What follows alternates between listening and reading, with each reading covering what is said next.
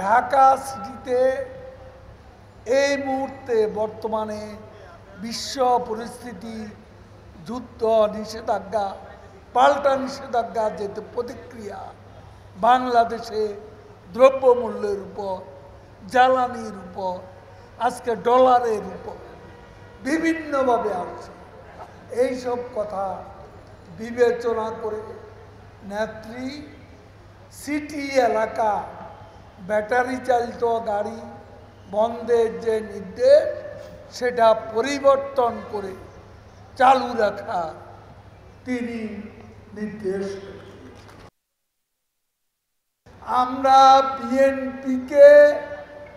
বিএনপির কোনো নেতা কর্মীকে বিএনপি হিসাবে জেলে পাঠাইনি, পাঠিয়েছি অপরাধীর আস্তানা, অপরাধীর ঠিকানা জেলখানা। অপরাধীরা কোনো দলে নেই, তারা হচ্ছে দুর্বৃত্ত, তারা অগ্নি সন্ত্রাসী, তারা সন্ত্রাসী।